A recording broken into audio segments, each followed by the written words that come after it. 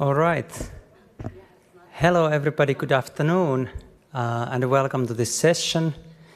Sorry for the small delays searching for the speakers. Now everybody is here, and we can happily start. This session will be about rigorous, responsible, and reproducible science in the era of fair data and AI, infrastructures to support data-intensive research. This is a key topic in the current data science space, also relates to some of the work we did in Finland in the National Coordination on Open Science related to open access to research methods and infrastructures, topic close to my heart. And today we have a series of 7 or 8 talks about this topic. We will have 10 minutes per speaker, including questions, up to speaker how much time to leave for the questions. And then in the end we will have hopefully about 5 to 10 minutes for general discussion and questions. All right. So welcome once more, and without further ado, let me first invite Mark Moosen from Stanford University. He will talk about OntoPortal and open technology for discipline-specific terminology repositories. Welcome, Mark.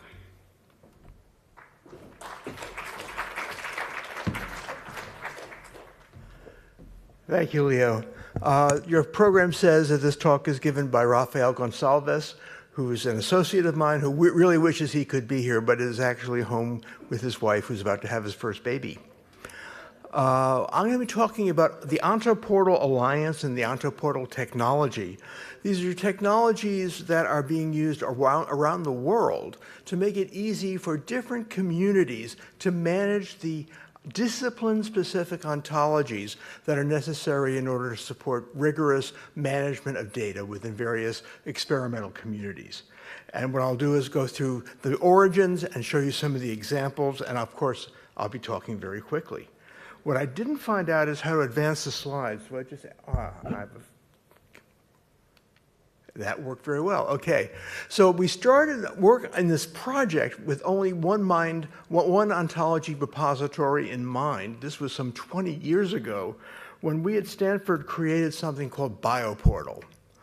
BioPortal is a repository that has grown to contain all of the world's biomedical ontologies that are publicly available. So it is the most comprehensive place to go to get information on terminologies and value sets and ontologies that are useful for managing biomedical data. It's really the only open source and open content place to do that. And what that means is BioPortal allows anyone to get access to the content. It allows anyone to create an account and to add new content to the repository. And it allows users to decide how their content is going to be shared among the members of the community. What that means is the whole system is truly open and has had major advantages because it is not curated. It allows anyone to put anything there, and we deal with the fact that we have so many ontologies there by having a service, a recommender service, that can allow users to know what ontologies might be most appropriate given the requirements of the task that they want to solve. So you go to BioPortal, and I clicked the wrong button. You can see how. There we go. You go to the front page of BioPortal, and you'll see that there are about 1,200 ontologies in BioPortal. You can get a sense of the size of the repositories by looking at some of these statistics. You can get a sense for what are the most commonly used ontologies by seeing the graph that's on the other side of the slide that shows you, for example, that MESH, not surprisingly, the ontology used to categorize the biomedical literature, is up there at the top. But also SNOMED-CT and MEDRA and other kinds of ontologies commonly used in biomedicine are very important. We can browse ontologies. We can decide which are the ones are going to have the information we want to access. We can view their various characteristics and make a decision about which ontologies we might want to use either by browsing them online. Here's the landing page for the foundational model of anatomy, and we can get all kinds of metadata about that particular ontology. Or you might actually want to dive down, and you might want to actually see what the ontology looks like. Now, I'm showing you the web browser version of BioPortal. Most people who use BioPortal actually use it through an API because it's much more valuable for the majority of our users, rather, to be able to do so programmatically. Well, that's really great if you're a biologist, not so much if you're interested in some other area of science. And what's been very exciting for us over the past decade or so is that people have taken the guts of BioPortal, the technology that's useful for implementing all of this stuff, and used it in other areas of science and repurposed it. So we now have what we call the OntoPortal Alliance, which involves a large number of groups around the world who are collaborating with us in order to take our technology and make it available for serving ontologies in other areas of science and scholarship. And for example, one of the very first OntoPortal instances was something called AgroPortal. Clément Jonquet, who at the time was at the University of Montpellier, created AgroPortal as a way of serving up ontologies and terminologies related to agriculture and agronomy. And you can go to AgroPortal and you can get access to a variety of ontologies that would not really have a place in BioPortal, but are very important to the agronomy community, and they're all in one place there. We have AgriPortal, we have EarthPortal. So if the large geology community is concerned with a variety of ontologies, again, related to earth science, wouldn't want to put these in BioPortal, wouldn't necessarily want to put them in AgriPortal, but EarthPortal provides a very convenient place to store ontologies in this discipline. But we don't have to just deal with life sciences or natural sciences. There's MatPortal, which is information about material science, which has a variety of ontologies that the material scientists want to use. We also have EcoPortal, which is another group, this one in Italy, very much concerned about information about ecology and the environment. They have collected a large number of ontologies that are important for workers in this particular discipline. And you can go and get information about ecology-related ontologies there. So without much time to go into any great detail, what's really interesting from our perspective is that work that began almost 20 years ago to create the world's most comprehensive biology ontology repository has now proliferated into people all around the world working on ontology repositories in lots of different disciplines. What that means is that this alliance comes together. It gives us the opportunity to take advantage of the BioPortal infrastructure. It also allows those of us working on BioPortal to learn from our colleagues and take their extensions and wrap those back into BioPortal as well. So we're an alliance that not only is just providing a mechanism for sharing ontologies, but we're sharing ideas, we're sharing code, and we're sharing the experiences we have of serving large communities who are interested in the kind of content that we're hosting online. We're working very hard now on federation of our ontologies so that people can search one repository and pick up content in other repositories that might be appropriate. So we can access ontologies anywhere in any hosted repository and use them within the network, and basically allow the people who are developing the kinds of third-party tools that have been so successful with all of these other repositories to now access content anywhere in the world in any of these repositories when they care about various kinds of ontologies. So the OntoPortal approach really allows researchers to access knowledge about their particular domain and to understand how that domain-specific terminological knowledge can be applied in a wide range of data management tasks. It's going to allow us to allow that content to get served across the various repositories in the consortium, and basically allowing the consortium not only to create this network of portals and ontologies, but also to learn from one another and gain in the process. Let me stop there, and I have a couple minutes for questions, I suppose.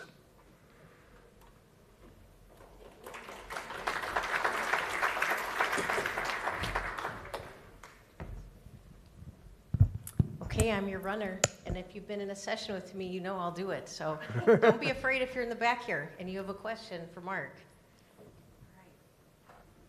first up, Francis. And please, if you have a question, introduce yourself. Thank you. I'm Francis Crawley from Leuven in Belgium with the CODATA IDPC. Really nice presentation, really nicely done. Thank you very much. I wanted to ask one question.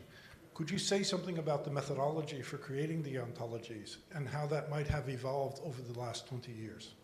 That's a really good point. What I didn't say is that OntoPortal supports the BioPortal framework of allowing access to ontologies through a common interface, and that basically is RDF.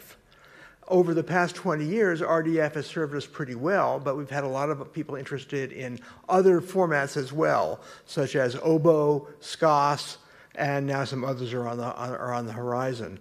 One of the things we're still working on throughout our consortium is taking these various formats that have come along across the years and converting them all to RDF so that we can have a single API that allows us to access those ontologies without requiring users to know in advance what particular format their ontology is going to be stored in. Hi, my name is Becky Grady from the California Digital Library. I hear a voice. No worries. My name is Becky Grady from the California Digital Library, and I don't know a lot about ontologies, so it's possible that other people that know more about these get this, but you know, with this tool making it so easy to get all these different ontologies and to upload it, is there a worry that there's just going to be tons of very similar ontologies, and is there any work to try to deduplicate some or encourage people to use some common standards instead of making their own for every new project? Okay, well, the first thing I'll say is that BioPortal and all the OntoPortal related repositories need to be able to parse the content that is uploaded to them. And since we ultimately convert everything to OWL, or RDF rather, we have the ability to impose syntactic requirements on the structure of the ontologies. There's another question there is, well, doesn't that mean lots of people can have duplicates, or basically can they just upload all kinds of terrible ontologies? And the answer is yes, we're open. People can upload anything they want, and we compensate for that problem by having an ontology recommender service. We would much rather be in the position of having anybody upload anything they think is relevant and having an ontology recommender service that can filter out the ontologies that are not as well crafted as others, rather than having to have the expense and, frankly, the challenges of trying to curate large amounts of content when really the value of the content may be judged more easily by the user rather than by a third-party curator who may not really understand all the nuances of why one particular ontology may be better than another. Thank you very much. I think we have to Yeah. leave it there. Thank you, Mark. In the end, we may have some time for the common discussion, and we can continue with this. So our next speaker will be Francis Crawley, and he will talk about the challenges of data sovereignty and AI in the European health data space. So welcome very much, Francis.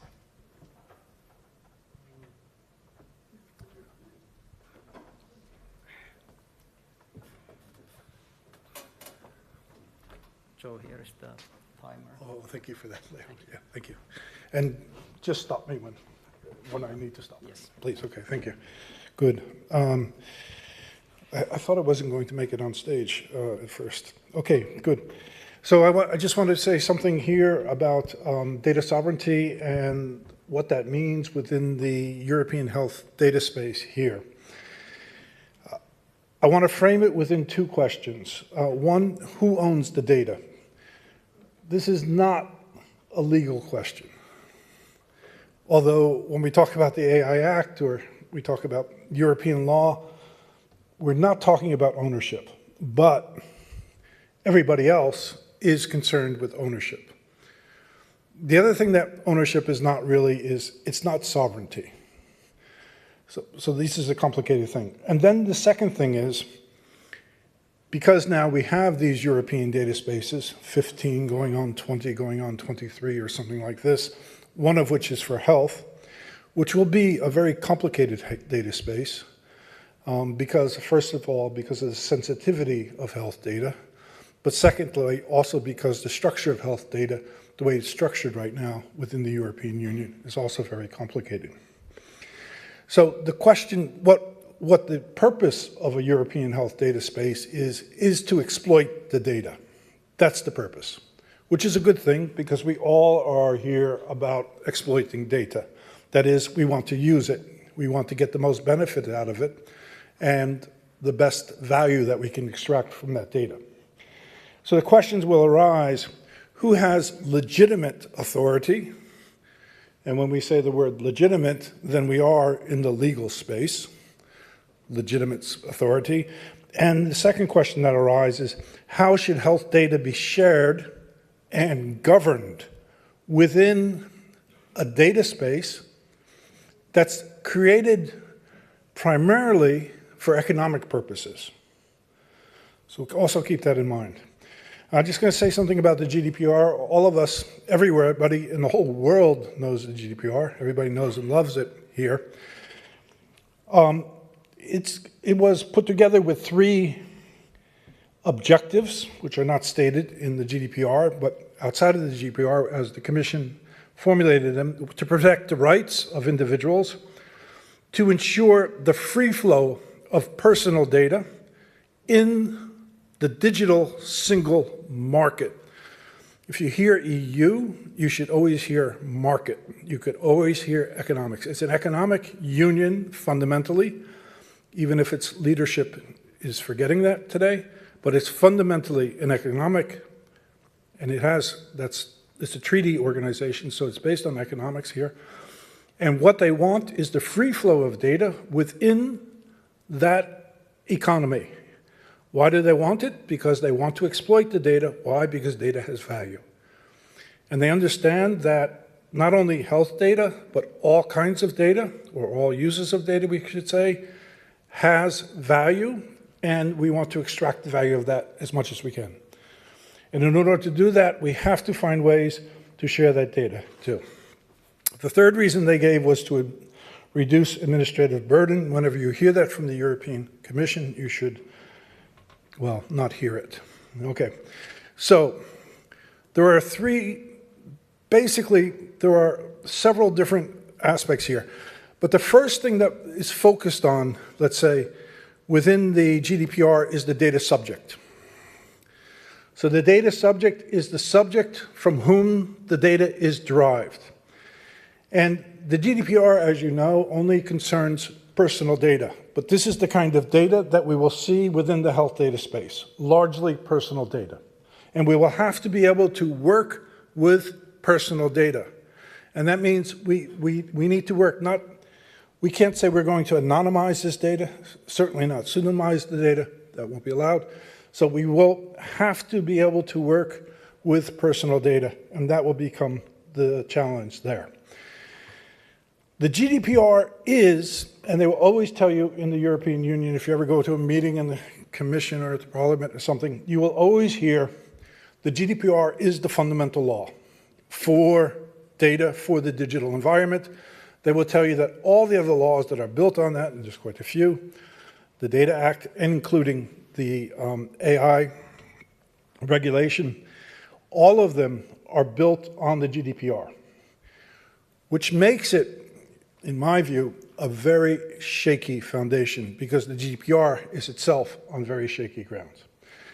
What's important in the GDPR is the lawful processing of data. That is what's important here. And that lawfulness, that lawful basis for which you can process data, and many of you recognize this because many countries have copied the GDPR, for some good reasons, and maybe some reasons they shouldn't have. But what it provides us is that it has to be lawfully done. But then the most important word in the GDPR, always remember this, is purpose. So everything that you do within the GDPR, every time you process data or act as a controller, the processing of data always has to be done with what's we call a legitimate purpose. That is, a legally allowed purpose. And that processing, that purpose, cannot be anything. So it's not just purpose, actually, it's purpose limitation. Purpose limitation is the key word here. This is why you cannot have, I'm forgetting the term, but you cannot, within the European context, you cannot just say, well, I consent that my data will be used however it wants to be. You cannot consent to that. You have to consent to a specific use and purpose of your data. And keep this in mind, because when you come to a European health data space, which is a very complicated data space, because then you'll have hospital data, you'll have clinical data, you'll have research data involved with that, and you'll have public health data involved with that. And all of that data has been collected and designed for specific purposes. So when you start to mix these purposes within a health data space, you will come into a very complicated area here. So these are the 6 lawful bases upon which data can be processed. And they're very complicated bases in a certain sense. One is consent. We all know consent because consent is written everywhere within the GDPR. However, consent is not a lawful basis in Europe for processing research data. So for clinical trial data, for example, it's not a lawful basis. For some reason, they decided it wasn't. So you can also do it on a contractual basis. You can also do it according to legal obligations, all complicated. You can do it to protect your vital interest, or you can do it in the public interest, or for the legitimate interest that are pursued by the controller. And the controller is a word like owner, but it's not an owner, it's the controller of the data. So that plays a key role here. Okay, I'm not going to get where I want to go. Do you want to take some questions, Francis? Maybe I'll stop here and take some questions, yeah. That might be more interesting for you than looking at my slides here. Good. Let me use my last 90 seconds. Yes. Thank you very much, Francis, for this interesting talk. And now questions. And I also am checking online, so if there's anyone there, we'll be happy to read your question. So you got a taste of what Francis is working on, and maybe in the next slides he was going to say something you're interested about, so if you want to prompt him to finish one of the threads, don't be shy. Oh, sorry. Coming to you, Lauren, almost there. Yes, I'm Lauren Maxwell, coming from Universitätsklinikum Heidelberg in Heidelberg, Germany. So Francis, thank you. So you left me with a lot of curiosity and some fear. That's fine. But I'm wondering, as we have this heterogeneity and we have the issue that you raised with consent, how you see the European health data space dealing with this complexity and with, the hope is that it makes things easier for us to reuse health data in Europe, but it sounds like that's not the picture that I'm seeing being painted, right? So my question is, where do you see hope and where do you see kind of possibility in the implementation steps that are being taken to enable the European health data space? Yeah. Very shortly, Lauren, and thank you. It's a very good question. The question of sovereignty is the question I wanted to get to. I didn't get to. I apologize for that. But the question of sovereignty is fundamental.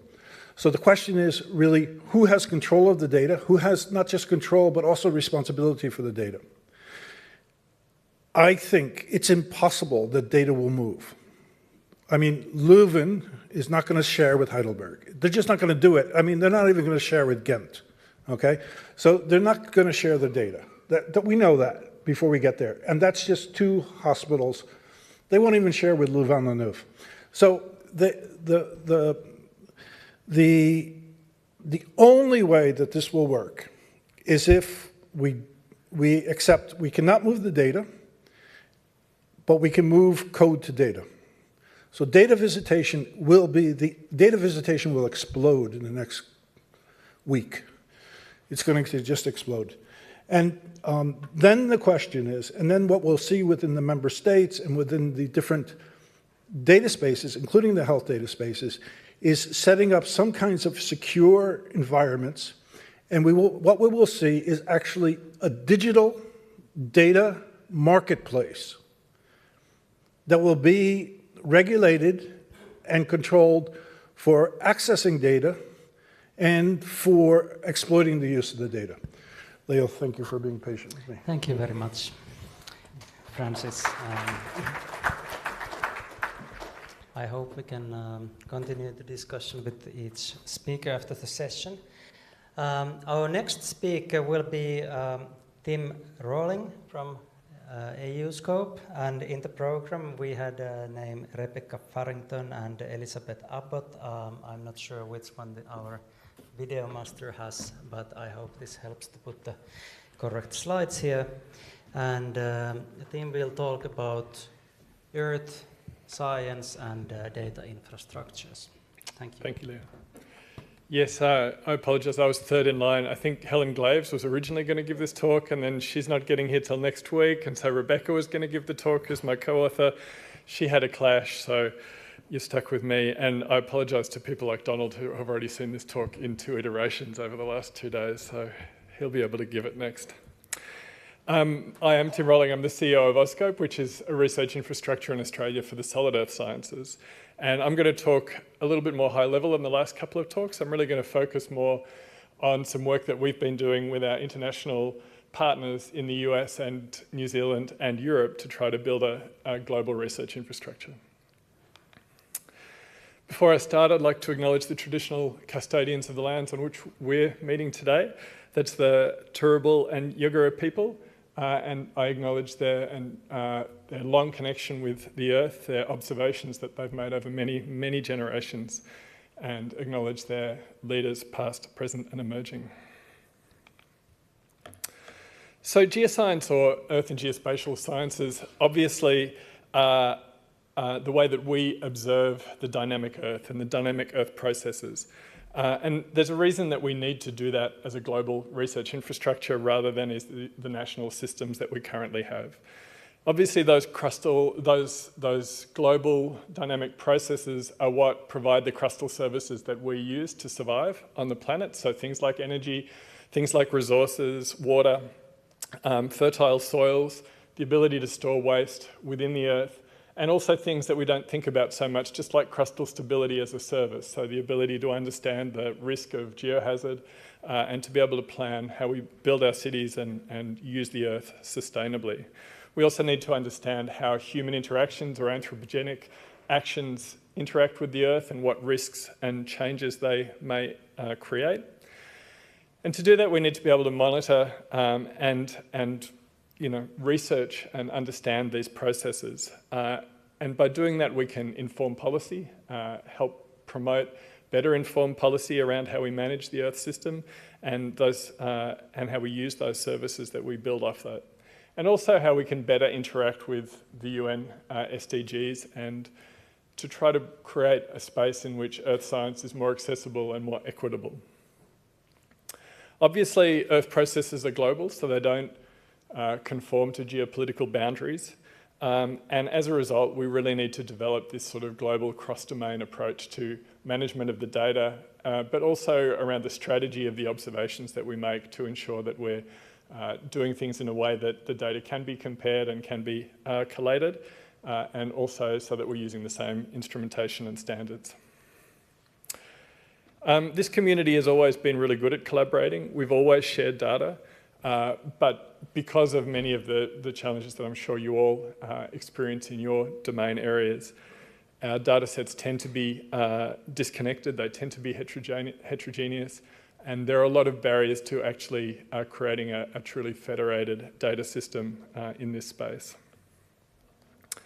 So over the last number of years, we've been, at OSCOPE, we've been working very closely with our partners at EPOS, the European Plate Observing System, to try to develop a MOU and collaboration agreement to help define our strategy, to build a work plan, how we can to support how we can work more closely together, and to align the work that we're doing. Over the last year, we've been able to add EarthScope from the US to this as well as Earth Science New Zealand. And so we've just signed this MOU, and we hope to expand it and grow that to become a truly global research infrastructure in the coming years. So for those not familiar with what AuScope does, as I said, we're a research infrastructure. We deal with geoscience data, but we also collect data. So we invest in instrumentation, we deploy instruments across the country, we deploy instruments in Antarctica, we collect that data, we store the data, and we add value to the data. So the sorts of instruments I'm talking about are geophysical observation instruments, seismometers, magnetotellurics, various other geophysical techniques. In geodesy, we have very long VLBI telescopes, very long baseline interferometry telescopes that tell us where the Australian plate sits and how fast it's moving. We have GNSS receivers. We also have characterization facilities where we do hyperspectral analysis of drill core. We have geochemistry and geochronology labs where we look at how old rocks are and how they've changed through time. And we have a number of outreach services as well. But on top of that, we have a data layer, which allows us to store data. We now have repositories that we manage to make that data available and discoverable. And then we have a number of software packages that sit on top of that data to add value. Things like G-Plates, which is a plate scale reconstruction software that allows us to look at how the Earth has evolved through time. And if you look at the programs that we have at AuScope and you map them onto the programs that they run at EPOS, there's a very, very close relationship. Even though we were created about the same time, there was very little cross-fertilization of ideas at the time when we evolved. But when we look at it 15 years later, we see that actually we've filled very much the same space in our ecosystems. So even though this diagram is really messy, there's almost a one-to-one relationship between the programs that we have at AuScope and those that they have at EPOS, even though at EPOS they're much more focused on the data side of things. At EarthScope, they're focused on seismic data and geodetic data, as well as open data platforms. And in Earth Science New Zealand, they have a much broader scope of geoscience research that they support. But all of them map really nicely to work done at EPOS.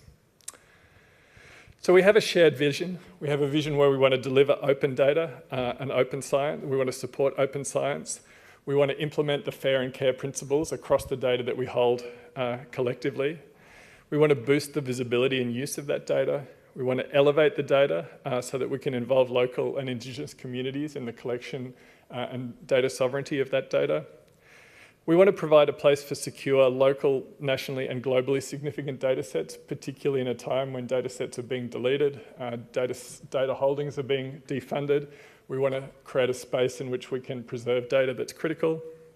And we want to provide a platform for advocacy for our community. So the vision really is to create a federated global infrastructure that allows us to deliver all of those things. We want to link the data sets and data holdings we already have. We want to provide universal access to that. And we want to harmonise standards, vocabularies and protocols across all of those data sets. There are a lot of challenges that we face in doing this. Obviously, global means global. It doesn't just mean Europe, the US, and Oceania. So we really do want to engage much more widely than that. And we seek engagement from anybody who's interested in joining us. We want to support skill development. We want to overcome some of the regulatory issues that exist when dealing with multiple countries and cultural barriers. We want to make sure that we support equity and inclusion. And we also want to look at ways that we can get around some of the funding limitations dealing with these global significant data sets. So I will finish up in a second. I just wanted to point out that we really do need to do this. It's very urgent. The data we hold is very, very critical for understanding climate change, the impacts of climate change, and to support how we plan to move forward and to decarbonise. So it is very, very important data, and we need to work out a way to do this properly. We're working together to try to work out what the community needs and what other partners may be interested in joining us. So I'll close by showing a QR code for a survey that EPOS have just put out, which is seeking input into this next stage and trying to help us really understand what a GRI for the solid earth sciences could look like. Thank you. Thank you very much, Tim. And questions? Okay, Francis. It's you. There is other person who has not asked questions yet, so can I have the mic there, please? Thank you. Right, okay, Francis and I can tag team. So I don't know if deep earth fits within the solid earth. Okay. It does. Right. So it's interesting because you're talking about like using these data to address the shared challenges that we have, but the data are also very valuable for industry.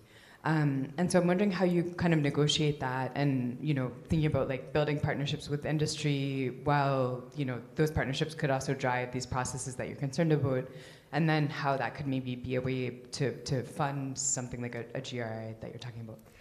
Yeah, look, it's a fantastic question. It's certainly been on our radar, and it came up in the workshop we had yesterday. There's a huge opportunity there, but as a national research infrastructure funded by the federal government, our sort of business case has been, if you support us, we'll collect data that we can make openly available and freely available, and that might stimulate there to be more investment within Australia. So that was our sort of, return on investment for the Australian federal government investment. So it's a real challenge for us to reframe that whole business case, to try to create more funding sustainability for us and to create some support for a global research infrastructure, but to still be able to maintain the viability in our government's eyes, who see us as a way of generating investment in Australia. Thank you. While Scott, the next speaker, is setting up, we can have a brief question and brief answer. Francis, if you like to present your question. No, thank you very much.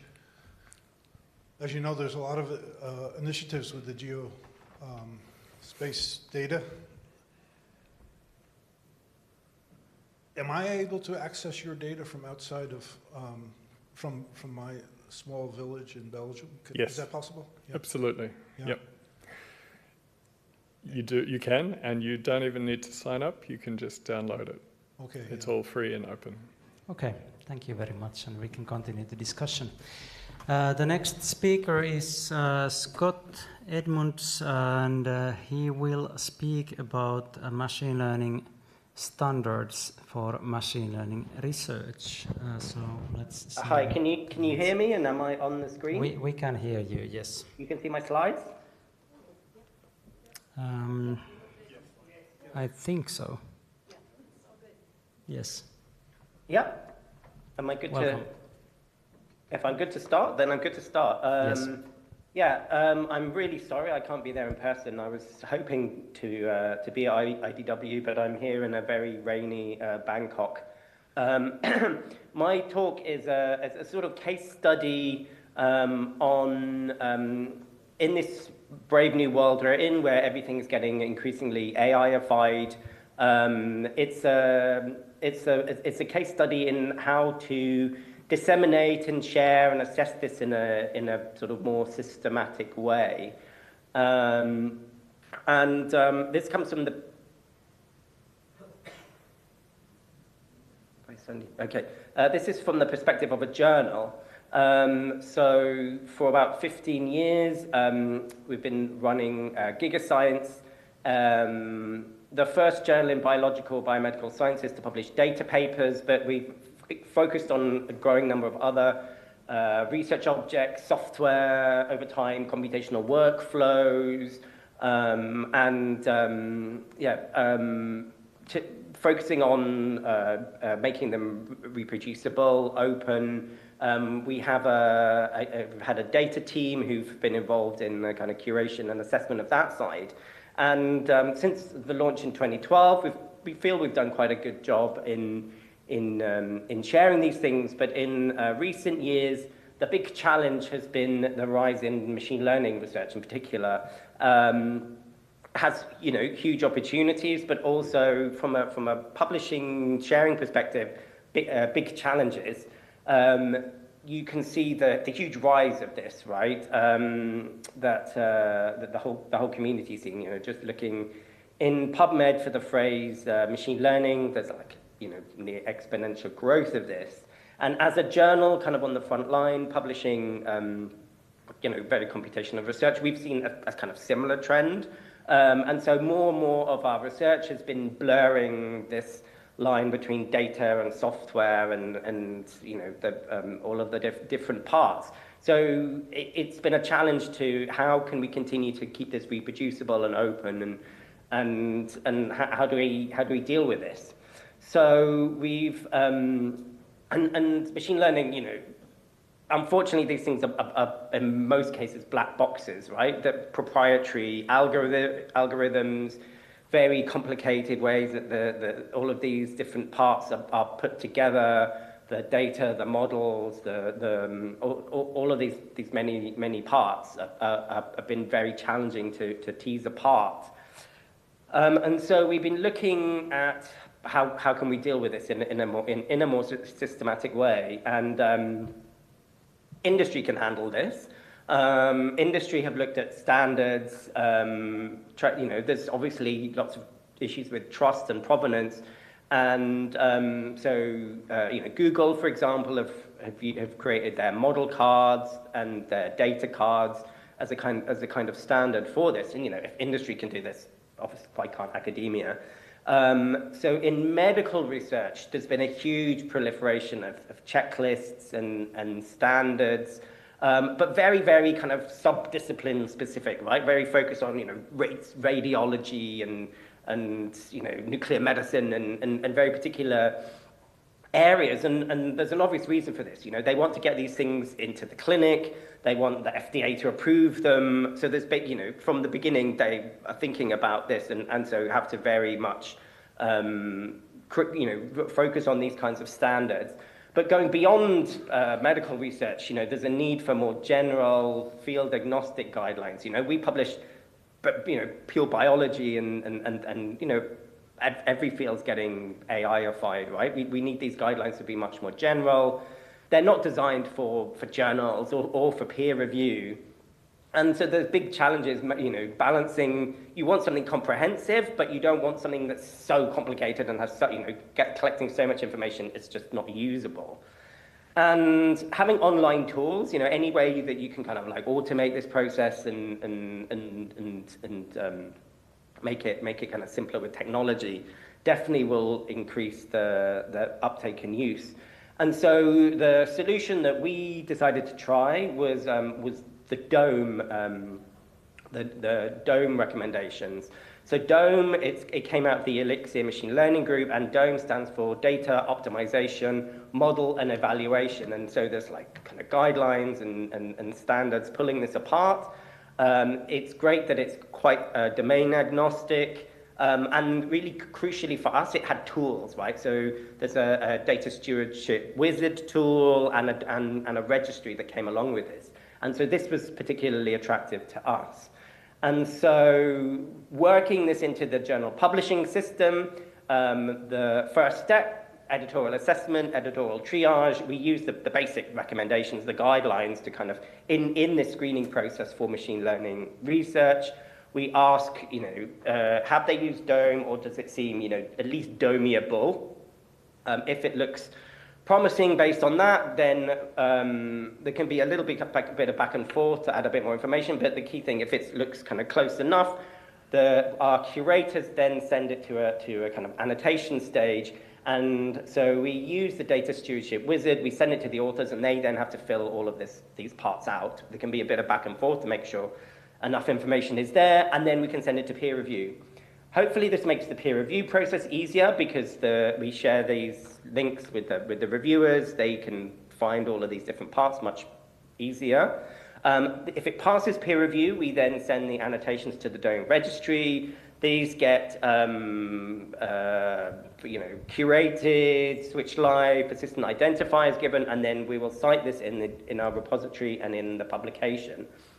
So to see what this looks like in the field, in the wild. So here's a publication in the data availability section. It mentions the DOME annotations. These are cited in the references. They're also linked to from the data repository. And then these basically resolve to the entry in the DOME registry. So interested readers can then find all of these different parts. Maybe they only want the data, maybe they only want the models, and they can find these things a lot easier. It has a nice handy score to help with kind of comparisons and the like. And so this is sort of what the end product looks like.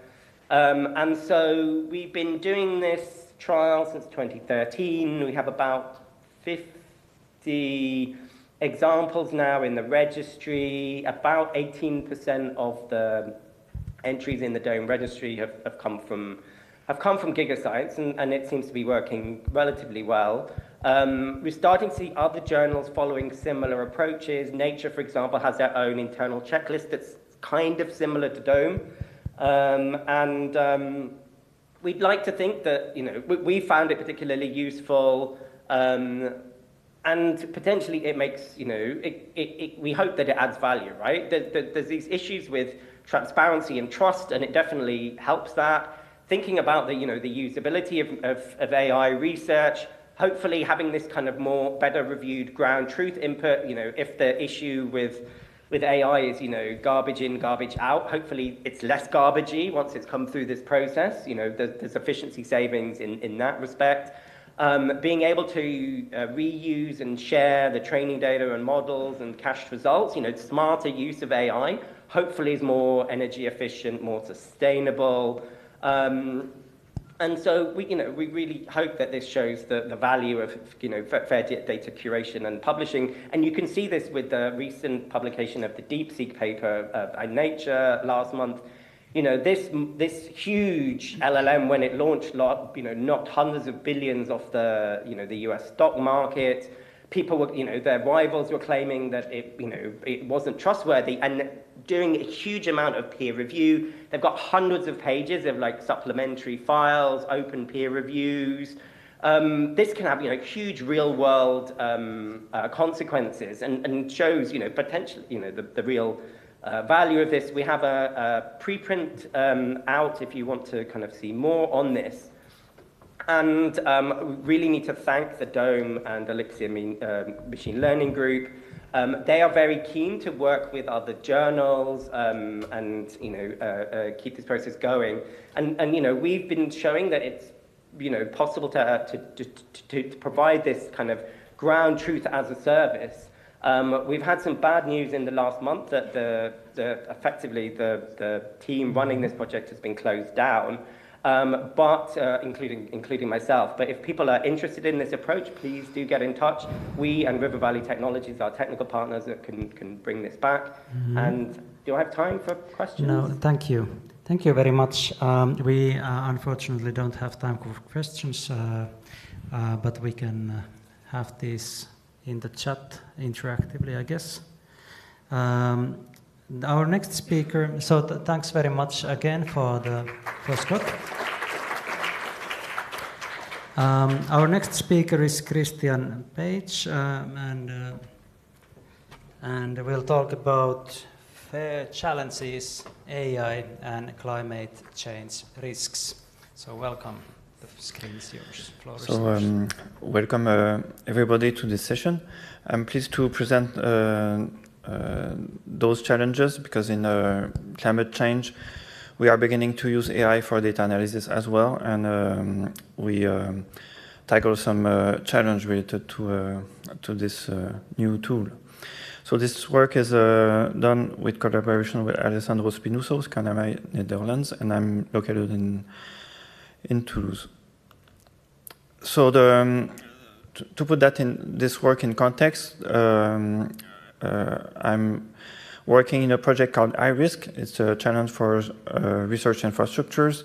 And in this project, we tackle climate change risks, and we integrate several key research infrastructures related to the data we need to address those climate change risks. And the work I'm doing specifically in this project is to tailor climate simulations to address those risks. And to do that, we need to process the global climate simulations to process them to increase the spatial resolution using a statistical relationship.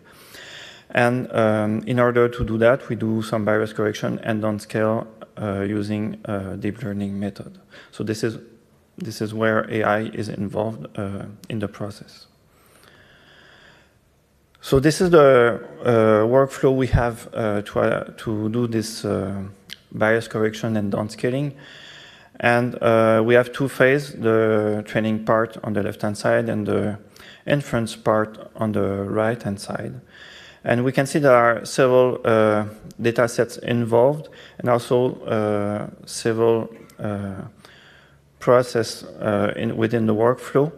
And all of those data sets and processes need to be referenced so we can have reproducible science. And for example, we have those metadata control vocabulary that have been established in the community. So we have those, and they are evolving and available. But we have also all those processes that are taking place within the workflow, where we also need to save all this information related to the processing we do to the data. So all the lineage information, the provenance information, and there are complex links between all those processes within the workflows. And this is not something obvious to do because there's a lot of information here, and we need to select what kind of information is important to be reproducible. And also we see that on the left-hand side, we have the downscaling model there.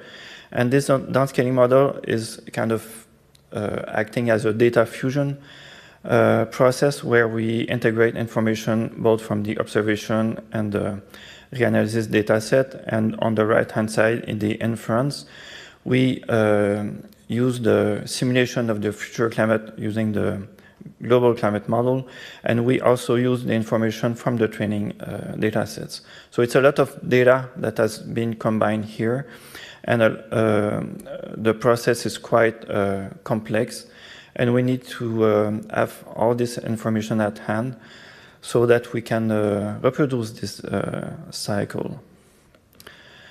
And we have, for the AI part, so the downscaling model based on CNNs, we don't really have metadata control vocabulary right now. And in this workflow, in fact, we don't have much metadata describing this model. So the challenge we have is that right now in our community, the provenance and lineage is most often not considered much in the climate research data processing workflows. And usually we have a very good description of the model output. And this has been standardized thanks to the experiments we have done related to the IPCC. And, but apart from this description, we have limited metadata for processed data.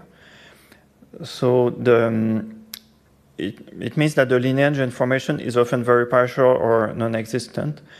And we must realize that we need several levels of granularity depending on the use of lineage and provenance information. For example, workflow developers will need different information or more extensive information than the data producers or the end users or the automated interface. Of course, if you have a web portal implementing a reproducibility, then you need more information than what you provide for end users directly. The explainability of the outcome of the models is very important as well. When using AI models, you also need to be able to explain the results as well. So we also need information related to this part. So where are we for FAIR for AI? So as I said, there is no real standard metadata CV yet. So there are very diverse methods. Small differences can make a large impact. And they evolve very rapidly, they can be combined, and so all of this makes a challenge to describe properly those methods. All the AI training datasets provenance are often not recorded in those workflows, and often we are using several variables or datasets together. And there's a risk of poor metadata and lack of metadata awareness and in AI tools that are being developed for climate change. And so there's in RDA, there's the FAIR for RS. I think it's very important because the software we use to process data also need metadata itself. So those principles have been provided by this working group in RDA. And there's also the FAIR for ML working group, which is a work in progress. There's a vocabulary that has been described and an extension for schema.org for representation of trained machine learning model. And so those extensions are very useful to begin to describe those AI models. And why is it important for climate science and applications is that reproducibility is a key and challenging issue. And I'm working in the reproducibility working group with respect to that. We had a good help from Tiger. It's important to mention. And so it's the basic of good science, and it's related to A and R in the FAIR.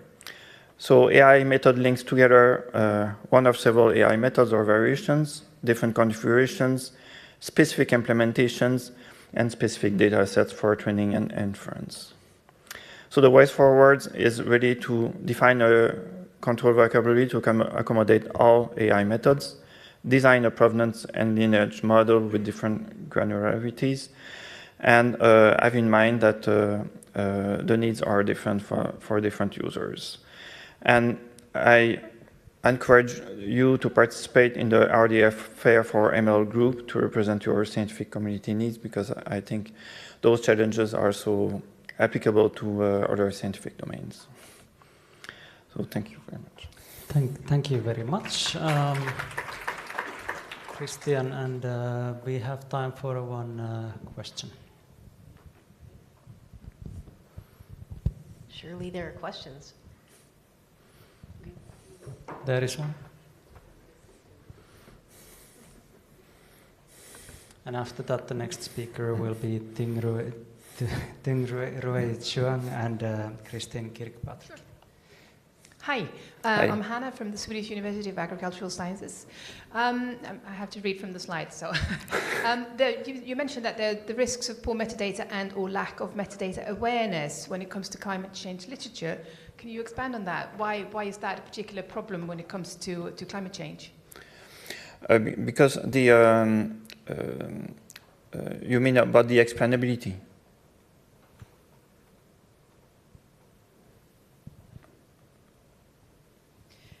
No, but you mentioned that the risks there are risks that the metadata is poor. Okay. And why is that with climate change specifically? Why is that not a general problem? We did only this statement by reviewing climate change literature, so I cannot say for other scientific domains.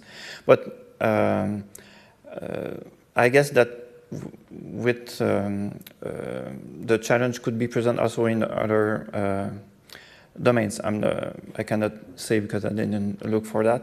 But sometimes we have a lack of metadata to address all the reproducibility aspects.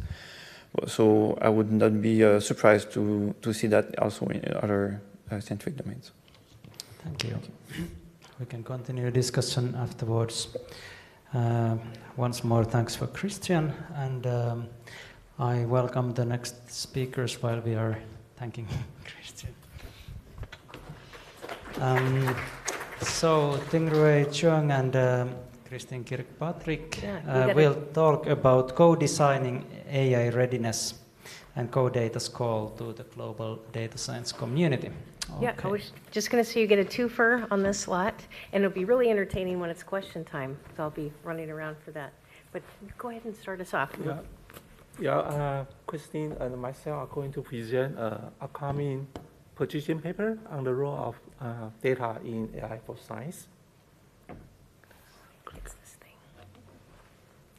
Okay, the defense of science is a common enterprise, collaboration across national borders, research institutions and academic discipline are now alone, and facilitated by tiny dissemination of research publication and data. We all are aware that research data production and reuse is collaborative in nature. Here are 3 examples. In April 2017, astronomers aggregate a huge volume of observational data, totaling about 3.5 terabytes, so they can compute the first image of the black hole. The second example is the biodiversity dataset from GBIF, the Global Biodiversity Information Facility, which are themselves contributed by research worldwide, has been referenced in more than 10,000 papers as of 2024. And the well-known example is AlphaFold, an AI system that accurately predicts the protein 3D structures from its amino acid sequence, has been trained on publicly available data. And the open sharing of research data has been indispensable in the practice of reproducible research in the scientific communities. But there are challenges we are facing. At the same time, large language model has been built on material that has been crawled from the internet and other data sources. The heavy traffic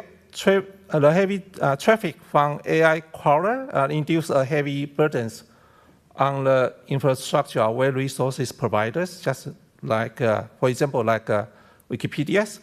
It remains a challenge to maintain an environment where the production and the consumptions of resources is based on reciprocity among the actors who are involved.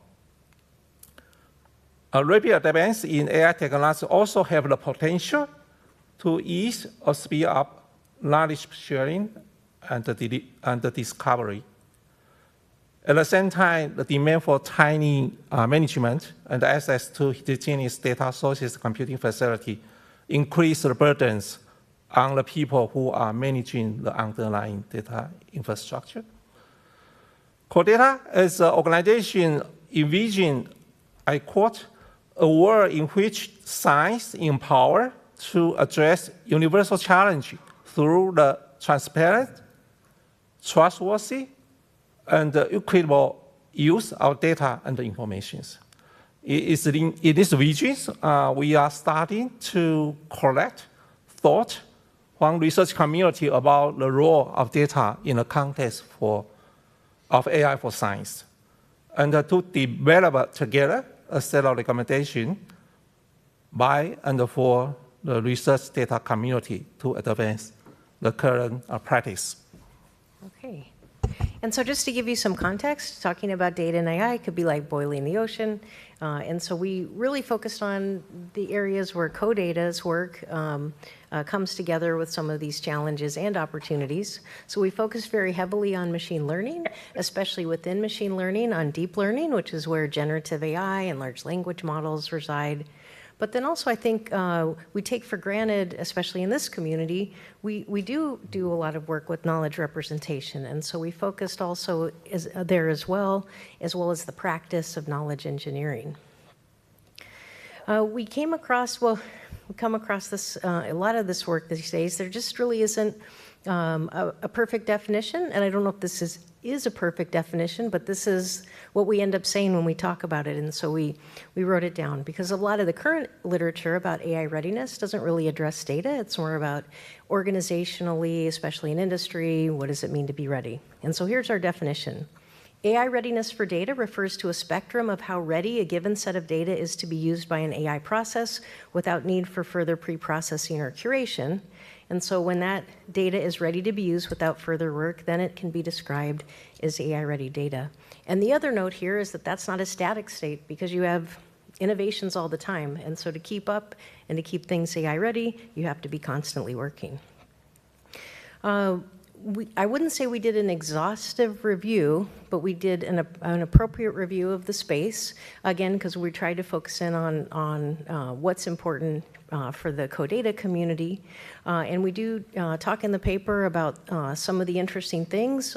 Here's just a handful of the ones. I want to especially highlight the ODI framework, which I thought had its own important literature review of the space and gave some great suggestions. Is this me? Okay. So of course there's so many challenges. We could spend our whole time slot on the challenges. I think we talk a lot about this as if we can control these things, but the truth is most of this is so expensive to do in computing and energy and even in water that we have to be real and say it's only a few very big tech companies that actually build these foundation models that are used in the deep learning space, that generative AI and LLMs are built on.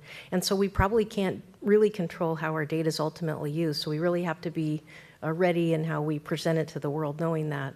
And that we probably won't really even understand a lot of the techniques that are used because these are mostly done in proprietary settings.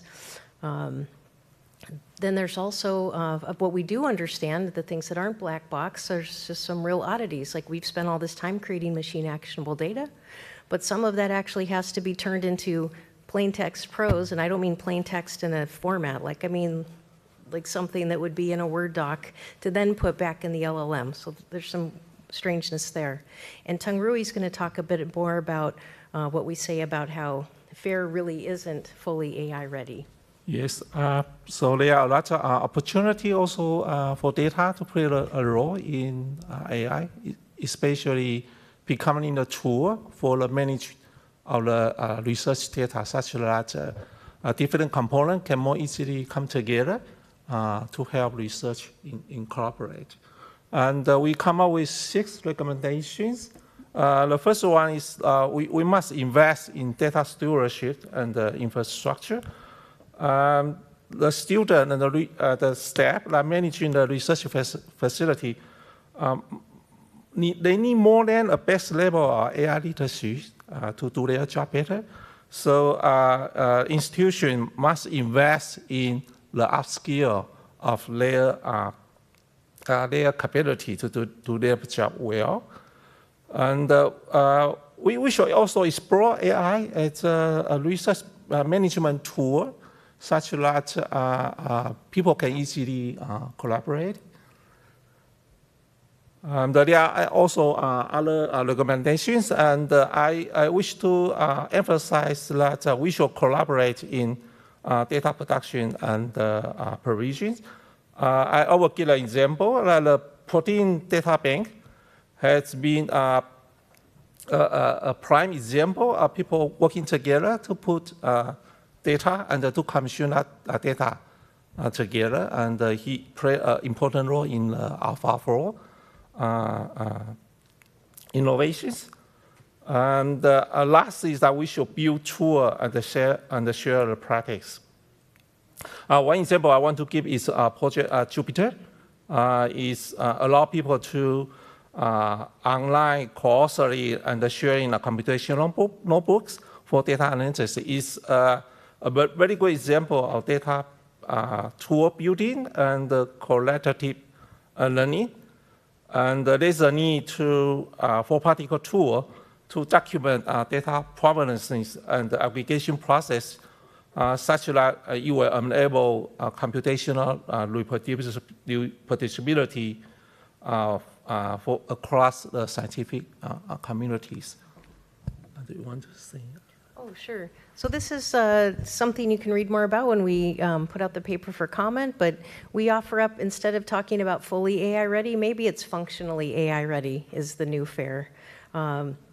And just again, that it's going to be a continuous practice, just as FAIR was a continuous practice, and it's something you aspire to. It's not that you get there and then you're done, and unfortunately, and that it's going to require sustained investment. I think with Thank 3 you very seconds much to spare. for the nice talk, both of you.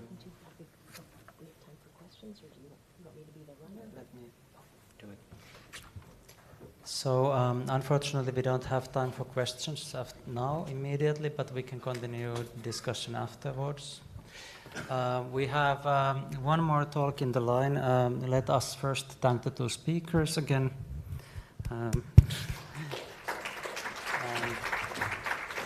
And the last, our second last, is Lynn Wolfrey, and she will talk about sustainable open data infrastructures. Thank you. The floor is yours. Sure. Hi, everybody. I'm happy to be here with my people, data people, but I realize that I'm between you and your evening drinks, so I'll try not to bore you. Just first, I'd like to do acknowledgement of country, important.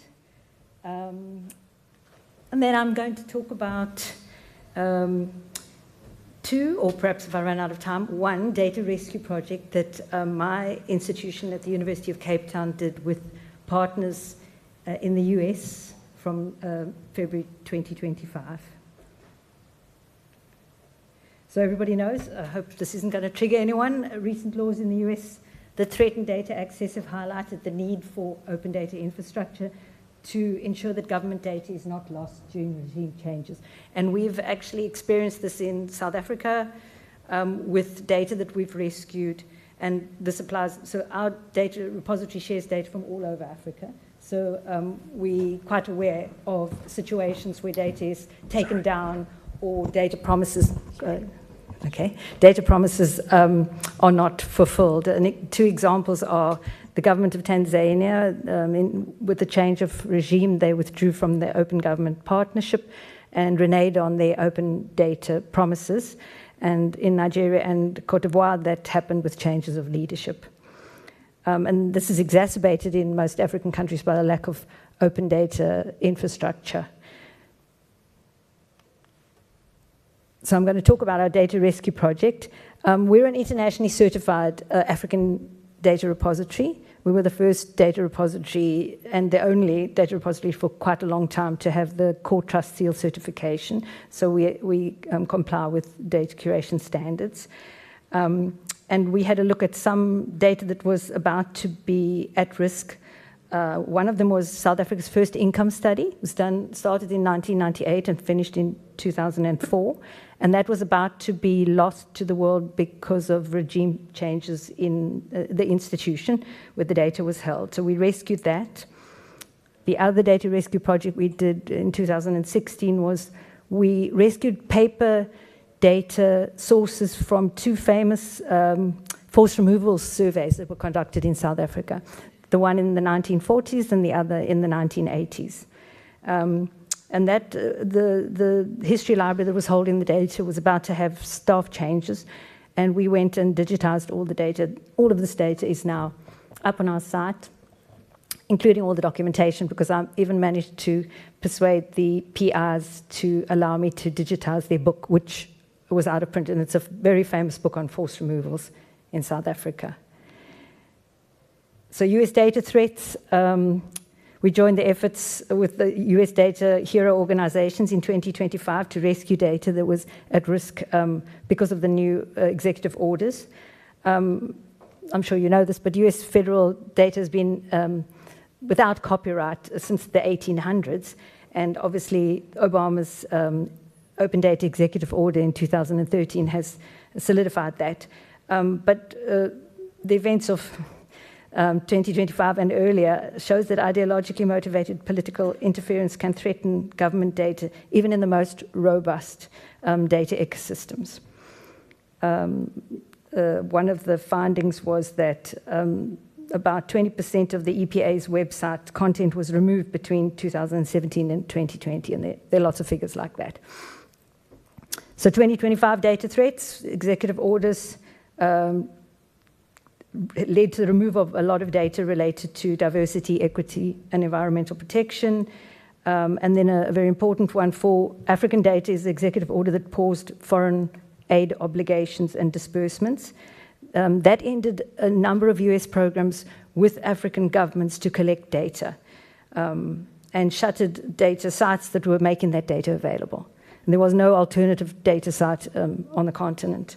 Depending on how much time I've got, I think I'm going to skip this one and go to the next one. So this is Data Rescue 2 on the slide, but if I might, this is the more important one to cover.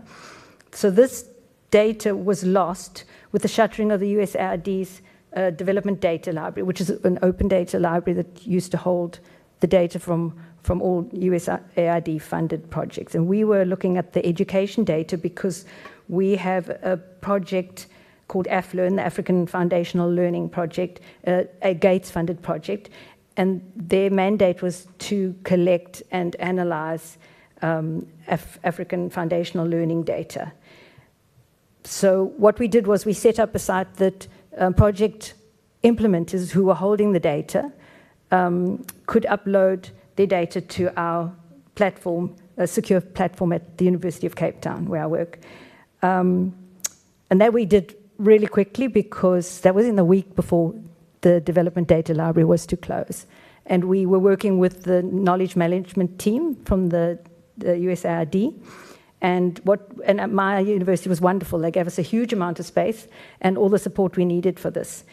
That included the data that was on the DDL, but also, and this goes back to underfunding of open data repositories, there was also a number of data, about 900 data sets in the pipeline to be uploaded to the DDL. And they had already been approved and de-identified, but they had not actually yet gone into the development library. And this is just a model of the processes that I went through, having a look at this with the knowledge management team. If the data was on the library, we had permission to share. If it wasn't, we had to contact the implementers, get permission from them. And this is just how I drew up the flow chart. But there were 900 plus education data sets in the library. So one of the large components of data rescue is linking different institutions and obviously collaborating together. So what we did was we introduced the knowledge management team to the team at the ICPSR, which is a large social science data archive at the University of Michigan. It's our mothership. I did my training there. And they're a really trusted source and holder of social science data worldwide. And they agreed to steward the 900 plus data sets and put them on their Data Lumos site. I don't know if anyone here knows about Data Lumos. It's a data rescue site that was set up in 2025, and it's an amazing resource. So what we are going to do is we're going to harmonize the African affluent data, and we're going to put that up on our site. But in the meanwhile, what we've done is we've linked, this is a little graphic on our website, we've linked to the Data Lumos site. So you can click on these links and go straight to the Data Lumos site and download this data for these African countries. So the other project, I don't know how much time I have left, Leo. I might want to talk about the other one. I'll briefly say something about it. So there's a demographic and health surveys data. I'm sure any social scientist knows about this amazing resource. Okay. Just to say that had big implications for African data, because the Development Data Library is one of the few places where you can get data, for instance, on gender-based violence within marriage in Africa, and it's used extensively for SDG reporting. This statistic that I've got here, 90% of data points for UN SDG indicator reporting, it's used for 90% of data points in sub-Saharan African countries. From my research and interactions with African governments, I'd say it's between 60 and 90, but you can see that's still huge. So, and it's also stalled. For instance, South Africa's DHS was going to be done in 2026, and we haven't done a DHS since 2010. So it's stalled a lot of projects. It's held up data being released. And what we're doing is we download the data. They created an API, so anybody who's registered on the DHS site could download all the data. We downloaded all the African data. We already had the metadata because we used to provide the metadata for these African data sets as a discovery resource. And then you could click on the link and go to the DHS site. And the DHS site for the data has actually been restored subsequently, but we're still looking at getting permissions to share the harmonized African data. And I'll just say one other thing, and that is this wouldn't have been possible without open data infrastructure such as the ICPSR, Data First, at UCT, and obviously open data legislation in the US. So open government data infrastructure can be a risk reduction strategy because we believe that government data is a co-creation of governments, donor agencies, and the data subject as the true data owners. We were talking about data ownerships. And so government data should be treated obviously as an open public good, and all of this was made possible through these open infrastructures. And that's me, I think. There's just my sources in case anyone doesn't believe me. Thank you so much, Lynn. Sure. Let's thank. All right. Do we have Diego Rodriguez here? One more speaker. I think I'm the last speaker. Well, in principle, in the program, yes, but the first speaker was missing, so we were kind of putting this first speaker as reserved to last. But he's not here, so I think we have time for a question. Yes, I might need my other glasses. Sorry, hello. Donald Hoban from the Australian Plant Phenomics Facility. This is kind of a question for both of the last two presentations. There's been quite a bit of discussion here about AI readiness and about the threats to data. But to my mind, everything we're talking about is about how we can help to get data ready quickly so that it can be exploited. I'm seeing a lot less about AI readiness in the sense of protecting our data sets so that we know which parts really are measured or produced by real human contributors and protecting our data repositories, etc., from the risk of synthetic data that may just pollute everything in the future. Is this something that others are thinking about, and should it be part of our messaging on AI readiness? Does somebody else want to answer that? I can go. I guess I have the mic, so so I'll come and answer the speaker. Yeah, I think that we're not confronting a lot of hard discussions in the community, and we're always so positive and enthusiastic, which is what I try to be as a default, that we think about all the wonderful things. But that's why Tangrui and I had that slide about up front about how extractive these processes are, and they're all big tech companies that aren't beholden to anyone, really, right? You know, I think we have some initiatives that are already underway in the community. I'm active in the Fair Digital Object Forum for one of these reasons, but we really don't have the tooling or the standards or anything else out there to really confront what's happening. And one of the principal problems is it's such a black box, what's going on in industry. And so some of us try to partner a lot with industry just so we can try and see behind the curtain to see what's happening. But yeah, no, I think that's on the nose of something that needs to be discussed more. Thank you, Christine. Lynn, you have something to add? Or? If I was sitting in the back corner, I'd just be raising my hand to make me run over there, and I would find that really amusing. But thank you to those of you in the corner who are not doing that to me. But I would come over there if you have a question. Okay, I think we only have 2 minutes left for the session. So I would like to thank all speakers. And we have had a nice session and good talks, related to rigorous, responsible, reproducible research and what role data science infrastructures play here in many different fields. So I hope it has been useful to share the experiences from the different fields so we can learn from each other a little bit. And I hope we can continue this discussion after the session. I also wanted to thank the original inhabitants of this land to conclude the session, to respect the ancestors of the land. I forgot to introduce myself in the beginning, so my name is Lahti. I'm a professor in data science at the University of Turku in Finland, so thanks for the possibility to chair the session. I would like to ask if anybody has any final remarks before we close this session. Anybody welcome.